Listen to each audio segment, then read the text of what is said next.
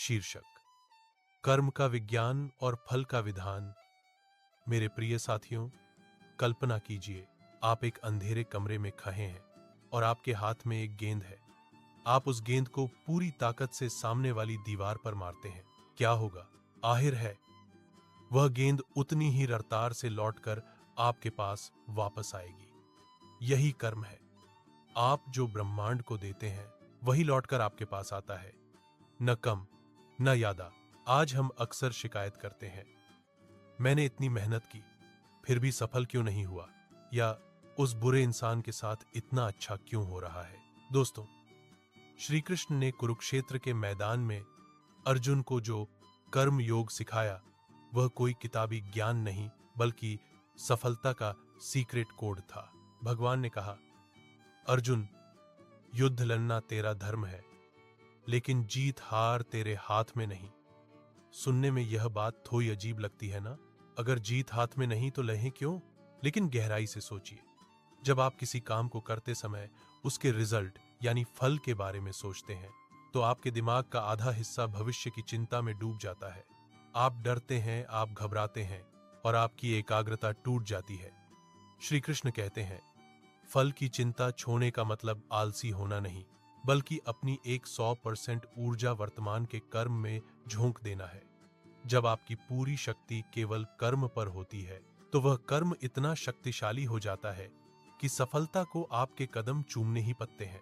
एक छोटी सी बात याद रखिएगा, प्रकृति नेचर कभी उधार नहीं रखती।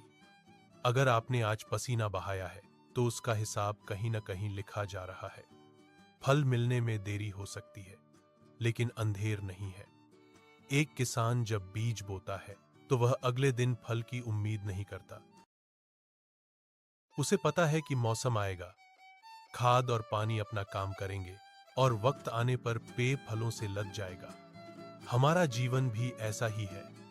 हमारे आज के सुख और दुख हमारे ही पुराने कर्मों की फसल है। लेकिन सबसे जरूरी बात आपकी नीयत। 2 लोग मंदिर जाते हैं, एक इसलिए ताकि दुनिया उसे भक्त समझे और दूसरा इसलिए क्योंकि उसका मन अशांत है। बाहर से दोनों का कर्म एक जैसा है, लेकिन फल दोनों का अलग होगा। ईश्वर आपके हाथ नहीं, आपका हृदय देखता है। अंत में बस इतना समझ लीजिए, भाग्य, डेस्टिनी ताश के पत्तों की तरह है जो हमें मिलते हैं, लेकिन उन पत्तों को खेलना, एफर्ट हमारे हाथ में है। पत्ते खराब हों या अच्छे, अगर आप एक मंझे हुए खिलाड़ी हैं तो आप बाजी जीत सकते हैं। तो चलिए आज से फल की चिंता का भारी थैला कंधे से उतारकर फेंक देते हैं, मुस्कुराते हुए अपना सर्वश्रेष्ठ बेस्ट देते हैं और बाकी सब उस महा मैनेजर यानी परमात्मा पर छोड़ देते हैं।